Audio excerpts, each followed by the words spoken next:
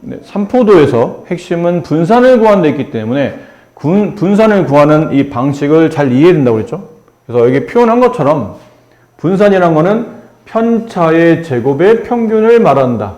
이유는 편차의 대표값을 찾고 싶었으나 편차의 총합이 0이라는 이 극단적인 맹점을 보완하기 위해서 편차들을 제곱시켜서 0 더해도 0 안 나오게 만들려고 하는 거죠.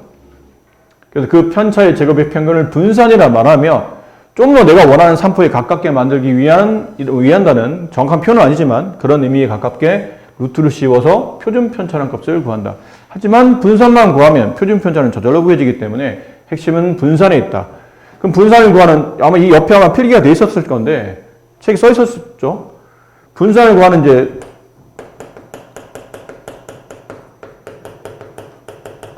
순수가 있었잖아요. 첫 번째는 일단 평균부터 먼저 구한다.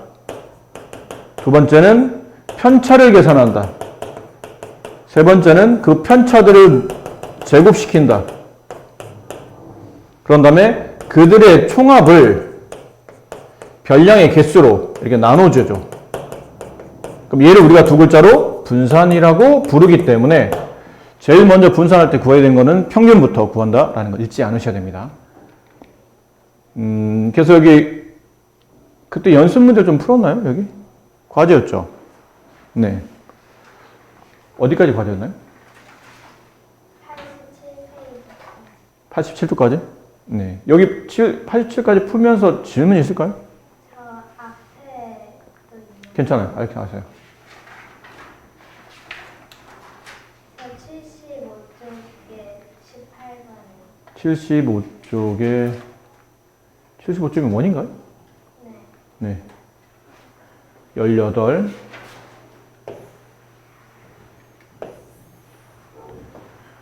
자, 오른쪽 그림과 같이 원 위에는 점 A에 접하는 접선과 지름 BC의 연장선의 교점을 P라고 하고 BD의 크기가 64일 때 각 X의 크기를 구하시오. 자, 아무래도 이제 이 문제는 이게 지름을 지정하기 때문에 네, 그걸 좀 그어주는 게 좀 중요한 역할이겠죠. 일단 이 64도 써먹어야 되고 X도 써먹어야 되고 먼저 뭐 이런 식의 표현도 괜찮고요. 선을 어떻게 긋는 게 좀 유리하냐면 여러 가지 방법이 있겠지만 이게 제일 좋아 보이네요. 이렇게 그어요. 그럼 이만큼의 뭐가 발생하냐면 직각삼각형이 발생하죠. 접선과 원에서 내려온 반지름은 접점에서 수직으로 만난다라고 배웠기 때문에 직각삼각형이에요. 결론은 이 각의 크기만 알아낸다면 요 두 개 더해서 x와 이 각을 더해서 90도가 돼야 되니까 x값을 구할 수 있겠네요. 근데 이 x라는 각은 여기 호를 끼고 있는 중심각이죠. 네, 이 호를 끼고 있는 중심각이에요. 그럼 그 호를 끼고 있는 원주각을 한번 찾아보면 이 호를 끼고 있는 원주각 여기입니다. 이렇게.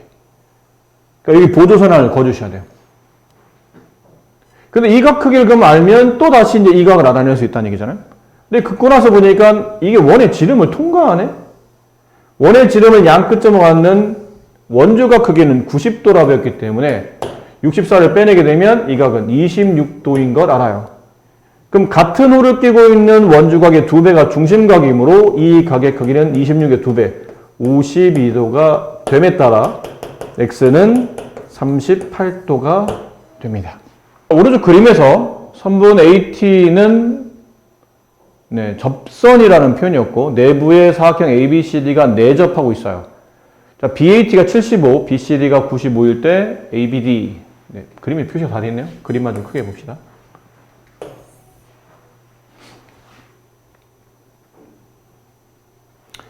자, 이거를 찾아야 될 게 우리가 배운 걸 보면 이랬죠. 접선과 현이 만나 생긴 이 각의 크기는 그 현이 모이는 원주각과 같다가 되기 때문에 결론 이 각의 크기를 구하라는 얘기는 이 각의 크기를 구하란 말과 같은 말이 됩니다. 그리고 보니까 여기만 알면 되네. 그러면 x에다가 이 파란색 각에다가 75를 더하면 180이 되기 때문에 결론 x를 구하려면 이 각을 찾아내는 게 핵심이에요. 근데 굳이 책에 보면 뭐라고 굳이 써 있냐면 사각형 ABCD는 원의 내접합니다. 내접사각형의 성질이에요. 뭐였었죠? 기억합니까? 내접사각형의 성질. 두 가지가 있었죠. 마주보는 대각의 합이 180이다 라는 것과 마주보는 대각의 외곽 크기와 그 내각 크기는 서로 같다. 그럼 여기 있는 95랑 이 파란색 꼴을 합치면 180이 돼야 되므로 얘는 85도가 되겠네요. 그럼 이렇게 두 개 합치면 160도, 따라서 x는 20도가 되므로 이 각 크기도 20도가 만들어집니다. 자, 5번. 5개의 변량 6, 10, x, y, 7의 평균이 7이고 분산이 2.8일 때 x제곱 플러스 y제곱 값을 구하시오. 평균부터 먼저 구합시다. 이 변량들을 모두 더하게 되면 x 플러스 y 플러스 23 걔를 5로 나눈 거죠. 그게 7이에요. 그럼 곱하기 5가 되면서 35가 되고 23을 빼게 되면 x 플러스 y는 10 이렇게 되겠네요. 분산, 이게 첫 번째 평균을 얻어낸 x와 y의 관계였죠. 그 다음 이제 분산을 구하시오. 분산은 평균이 지금 7이었잖아요. 그럼 각각에 뭐가 필요하냐면 편차가 필요하겠죠. 편차를 바로 밑에서 써봅시다. 편차. 변량 마이너스 평균. 얘 마이너스 1. 얘는 3. 얘는 x 마이너스 7. 얘는 y 마이너스 7. 얘는 0. 그리고 그 다음은 편차를 다 제곱시킨다. 1, 9, x 마이너스 7, 제곱, y 마이너스 7, 제곱. 0은 어차피 계산할 필요 없으니까. 걔네를 다 더한 다음에 4로 나누는 게 아니죠. 뒤에 0은 생략한 것 뿐이고, 변량계수가 5개였으니까 5로 나누면 편차의 제곱의 평균이 나오죠. 그게 2.8이다. 그럼 없어지고 곱하기 5를 하죠. 그럼 남은 1 이제 정리하면 10 플러스 x 제곱 마이너스 7 마이너스 14 x 플러스 49 플러스 y 제곱 마이너스 14y 플러스 49. 네, 2.8에다 5를 곱하면 14인가요? 자, 이제 모읍시다. x 제곱 y 제곱 모아요. 얘랑 얘랑 썼죠? 그 다음에 마이너스 14 마이너스 14y 마이너스 14를 묶어내면 x 플러스 y 묶어냈고요. 근데 계산 얘가 1로 넘어가게 되면 10은 없어지고 얘는 마이너스 4가 붙겠죠. 그럼 49에다가 45를 더한 값이니까 94 이렇게 됩니다. 여기까지 괜찮나요? 네. 근데 우리는 x 플러스 y 값을 알아요. 이게 12래요. 그럼 14 곱하기 12 168 x제곱 플러스 y제곱 마이너스 168 플러스 94 따라서 x제곱 플러스 y제곱의 값은 얼마인가요? 74. 네, 그래서 이렇게 만들어집니다. 4개 변량 ABCD의 평균이 5이고 표준 편차가 3입니다. 표준 편차가 3이라는 말은 분산은 9란 뜻을 말하겠죠. 분산의 루트 씌운 게 표준 편차면 표준 편차를 제곱한 게 분산이 되는 거거든요. 그럼 좀 전에 풀었던 거랑 좀 유사한 개념인데 A 더하기 B 더하기 C 더하기 D 얘 4로 나눠서 평균 5가 나오는 거니까 얘네들의 합은 20이 되겠고요. 그 다음 이제 분산을 구해야 되는데 분산은 변량 마이너스 평균 A-9의 제곱 B-9의 제곱 C-9의 제곱 D-9의 제곱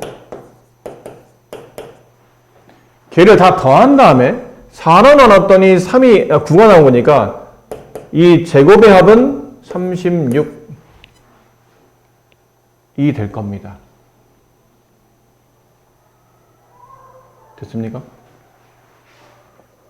자, 그 다음 요게 필요해요. 이거의 평균이거든. 얘의 평균. 얘의 평균은 A 더하기 B 더하기 C 더하기 이럴 필요는 자, 평균은 쉽죠? 여기를 다 더한 값, A 더하기 B 더하기 C 더하기 D에 2가 4번 더 되면 플러스 8이에요. 걔를 4로 나눈 게 평균이겠죠.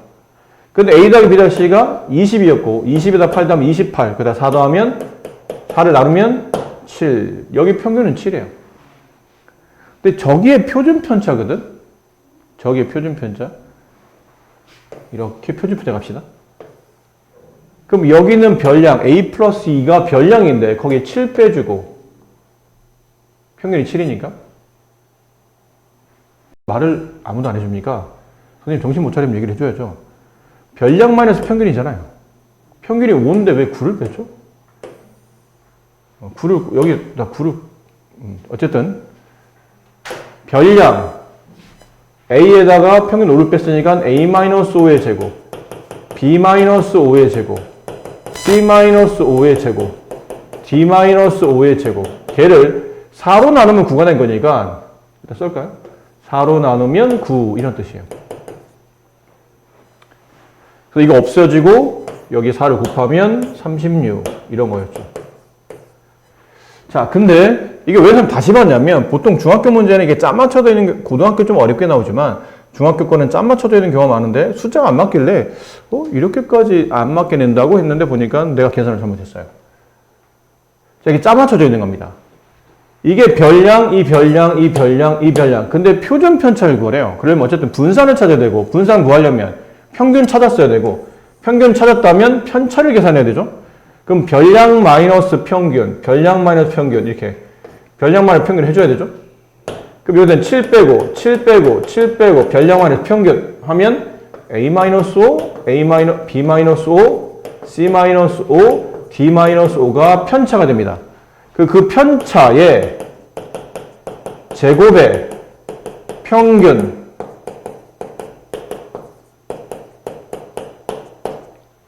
근데 4개니까 이렇게 나눈 게 표준 편차예요. 근데 아까 우리가 이걸 쓰다 보니까 이렇게 됐고 이게 뭐였냐면 9였죠. 똑같네? 이 값이 그대로 이게 나와있죠? 9. 따라서 분산이 9이므로 표준 편차는 3이다.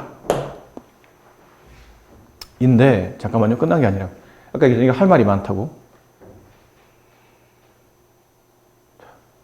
지금 다 기억하죠? 오른쪽에 있는 별량의 평균은 7, 표준 편차는 3.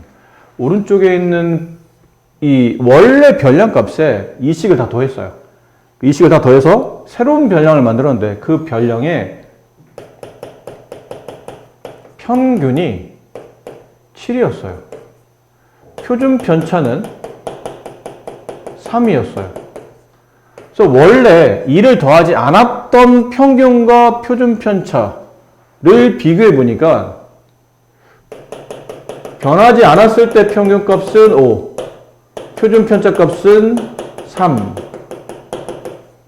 유심히 얘네들의 관계를 잘 보다 보니까 뭔가가 보이지 않나요? 뭐가 보이나요? 표준 편차랑 똑같네? 근데 평균이 2 덧셈 됐는데 그 2 덧셈 됐다는 숫자가 여기 다 붙었네? 의미가 있는 건가? 네, 의미가 있어요. 의미가 있는 겁니다. 평균은 원래 별량에다가 모든 별량 값에 2를 더하게 되면 당연히 평균도 2가 올라갈 거 아니야. 그러니까 선생님 여러분 학교에서 많이 벌어지는 일, 많이는 아니에요. 가끔 벌어지는 일이에요. 선생님이 쪽수 시험을 보다가 채점을 잘못하셔서 이 친구들이 다 2점이 마이너스 된 거예요. 야, 이번엔 니네들 쪽수 시험 봤는데 평균이 70 나왔다? 그랬는데 선생님 근데 5번 문제가 채점이 잘못된 것 같은데요? 근데 보니까 그러네 미안 2점 다 덧셈해. 모든 학생이 2점이 올라간다는 얘기는 평균도 당연히 2점이 올라가겠죠. 이거 너무 당연한 얘기잖아요. 그러니까 별량 값에 2가 모두 다 공통적으로 덧셈 됐으니 새로운 별량의 평균값은 원래 평균값에 2가 덧셈돼 있구나. 내나 2 같아. 그러면 평균이 뒤에는 덧셈 2에 적용이 받는데 근데 표준 편차는 왜 안 바뀌는 거지? 표준 편차는 자료가 흩어진 정도를 말한다고 그랬죠.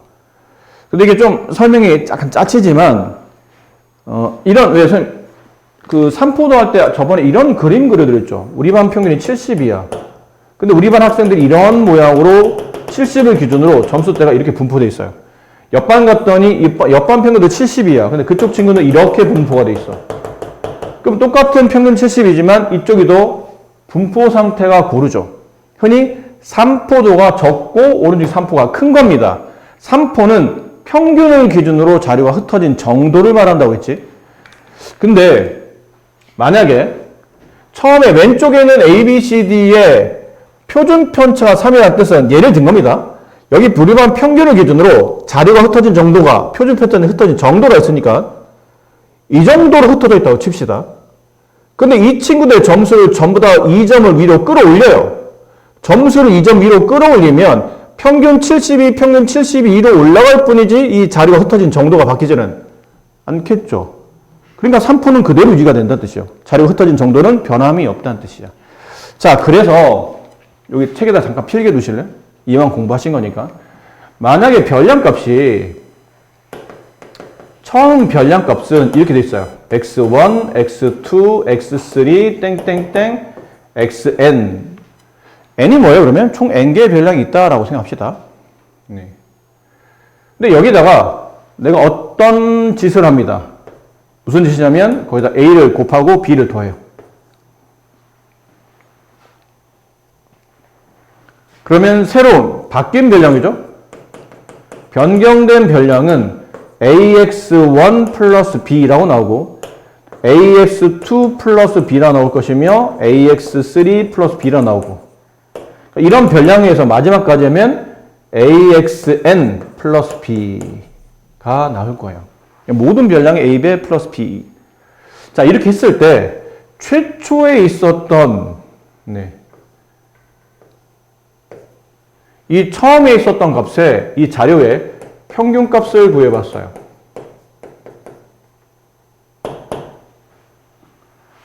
평균값을 m이라고 합시다. 분산값을 원래는 다른 기호를 써야 되는데 아직 여러분이 기호를 모르니까 그냥 p라고 할게요. p. 그럼 표준 편차 값은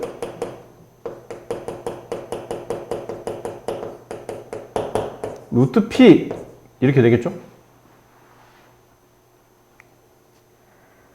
이렇게 됐을 거예요. 분산의 루트 씌운 게 표준 편차니까. 그럼 새로 만들어진 별량, 모든 별량의 a, b 플러스 b 했을 때 여기서 만들어진 평균은 얼마일까요?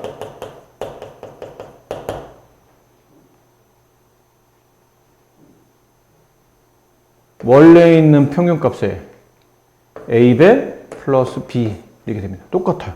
모든 별량이 적용했던 그 숫자의 배수나 그 다음에 어떤 상수의 합이 똑같이 평균에도 적용이 됩니다.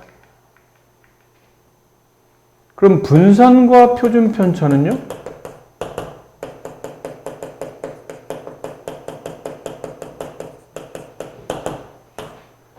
원래 분산이 p, 원래 표준 편차 루트 p. 그럼 새로운 저 별량에 대한 분산은 아까 말한 뒤에 있는 상수에는 영향받지 않는다고 했죠. 숫자가 덧셈되거나 뺄셈되는 거는 이 자료가 위아래로 그냥 평행이동만 하는 거지 이 손바닥 모양이 이렇게 막 흩어져 있으면 심해지거나 더 오므라들거나 하지는 않는다는 얘기예요. 그 흩어짐이 심하거나 오므라드는 건 누구의 영향을 받는 거냐면 여기 영향을 받는 겁니다. 그 별량이 곱해져 있는 숫자에 영향을 받아요. 그래서 분산은 그 원래 있던 분산값의 앞에 배수가 곱해지긴 하는데 분산이라는 자체가 제곱 처리되는 식이기 때문에 이 개수에도 제곱이 붙어요. 그 다음 표준 편차는 여기 루트 씌운 거기 때문에 a제곱에 루트 씌우면 이 a가 양이면 그냥 써지겠지만 의미만 마이너스를 붙여야 되기 때문에 절대값 a의 크기만큼 루트 p에 곱해지는 겁니다.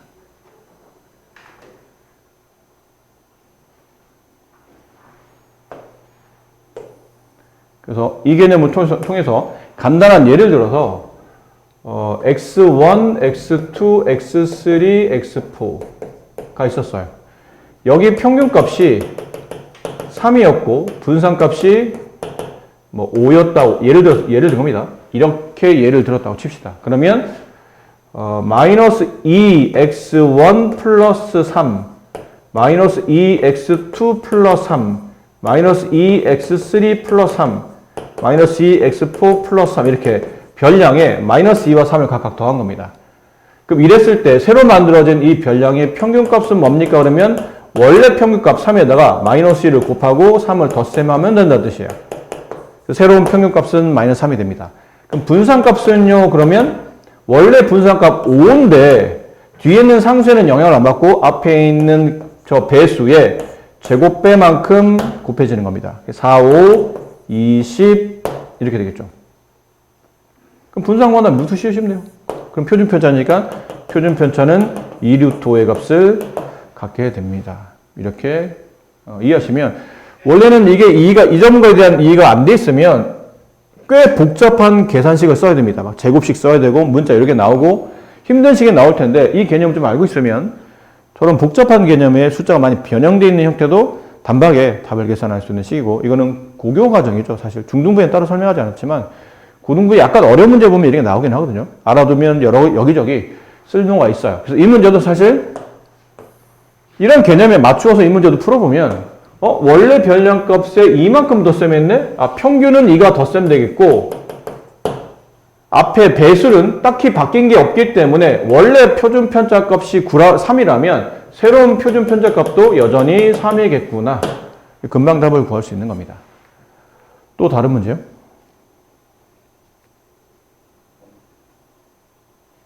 네, 또 다른 문제? 없으십니까? 그러면 아마 이 주말에 여기 있는 이 연습 문제를 여기가 좀 더 어렵죠? 앞에보다는. 그래서 좀 더 어려운 문제 나올 테니까 여기 있는 문제 좀 풀어보시고 다음 주 화요일 날 여기 질문을 좀 받도록 하고 상관관계 보세요. 여기는 근데 굉장히 빠르게 끝납니다. 엄청 쉬워서 그래요. 통계에서 이 파트는 사실 여기를 어려워하는 친구를 별로 본 적은 없어요. 새로운 단원이라 좀 낯설긴 하지만 내용은 굉장히 쉽습니다.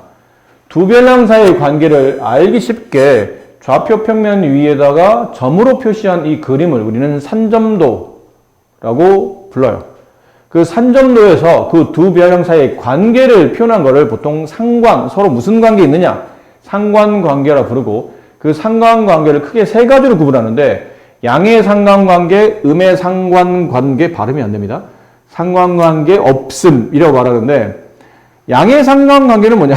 자, 양의 상관관계는 뭐라고 말하냐면 하나의 별량값이 증감에 따라 나머지 별량값도 대체로 라는 뜻은 완벽하게는 아닐지 몰라도 흐름이 한 별량이 커질 때 나머지 별량도 커지는 것처럼 보이는 이런 관계를 양의 상관관계라 부르고 반대로 하나가 커지는 나머지 하나는 줄어드는 형태의 그런 경향을 보인다는 얘기죠. 경향은 그렇게 돼가고 있는 형태를 말하는 거니까 그냥 흐름을 말하는 거니까요. 그러면 음의 상관관계. 근데 이거는 하나가 느는데 하나가 느는 건지 주는 건지 도대체 일반적 규칙을 파악이 어렵다라는 것들은 서로 상관관계가 없다라고 이제 보겠다는 거죠. 그래서 양의 상관관계는 이렇게 아무래도 하나가 증가하면 나머지 하나가 증가한다는 뜻은 이 산점도가 오른쪽 위로 가는 것처럼 보이는 산점도일 때는 그런 거고 오른쪽 아래로 배열되어 있는 상관관계일 때는 음입니다. 근데 점도 여기는 좀 더 많이 왠지 약간 이런 관계가 좀 밀집돼 보이고 얘는 좀 퍼져 보이잖아요. 그런 관계가 비슷하게 둘 다 양의 상관관계처럼 보이긴 하는데 앞쪽은 좀 강하다 말하고 뒤쪽은 좀 약하다. 음도 마찬가지고 상관관계 없는 게는 뭐 이런 거죠. 꼭 이런 것만 있는 건 아닌데 오른쪽 위로 가거나 오른쪽 아래 가는 형태처럼 보이지 않는 것들 그런 것들은 관계가 별로 없다라고 말해준다는 얘기죠.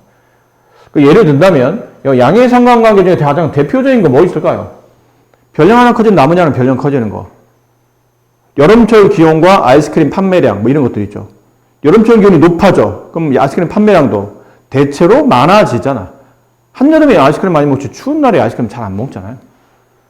음의 상관관계는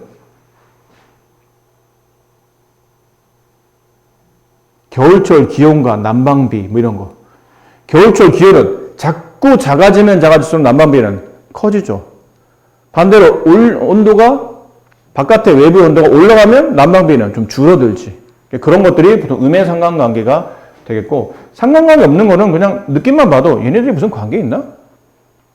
그러니까 우리 반 학생들의 키와 수학 성적 무슨 관계 있나요? 그렇진 않잖아요.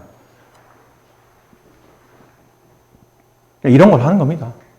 읽어보시면 충분히 가능한 내용들이고, 필수의 1번부터 안 할 수는 없어서 하긴 하는데, 굳이 해야 되나 싶은 생각이 드는 그런 단원이긴 해요.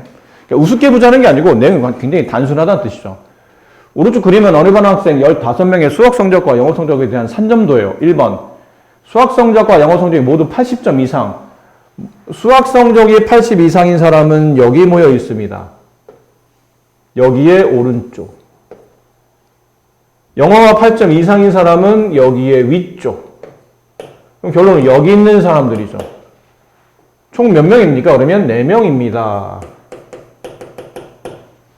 수학 성적과 영어 성적이 같은 학생, 같은 거면 흔히 말하는 직선에 y는 x라는 원점을 지나는 직선의 그림을 그린다고 생각하시면 돼요. 원점 지나며 45도로 기울어져 있는 이 직선 위에 있는 모든 점들은 x값, y값이 같을 테니까요. 그 중에 1명, 2명, 3명, 4명, 5명 있네요. 5명이 존재한다. 수학 성적이 영어 성적보다 높은 학생은 전체 몇 %입니까? 자, 이 상황에서 이렇게 밑에는 수학, 위에는 영어, y는 x의 형태가 여기 있었다고 볼 때, 그러니까 이 빨간색 직선 위에는 다 수학, 영어가 같은 점수를 유지한다면 이 직선의 아래쪽에 있는 학생들은 수학 성적이 높은 학생이고 상대적으로 위에 있는 학생들은 상대적으로 영어 성적이 높은 학생들이 배치되어 있겠죠. 그러니까 지금은 수학 성적보다 영어 성적이 높은 학생이니까 여기 있는 학생들 찾으라는 얘기예요. 이 노란색 선에 위에 있는 학생들 하나, 둘, 셋, 4명이 있습니다. 높은 거니까 같은 건 안 되는 거죠. 4명. 근데 지금 우리 반이는 15명인데 15명 중에 4명. 중1 때 배우는 지금 얼마 전에 여러분 시험 봤던 부분이잖아요. 상대도수. 몇 %인지 100분율 구할 때는 상대도수 곱하기 100. 여기 약분하면 얼마인가요? 이걸 5로 약분하면 3 남고 여기는 20 남고 네, 곱하면 3분의 80 약분 안 되죠? 3분의 80%. 잠깐만요. 문제를 잘못 읽었네요.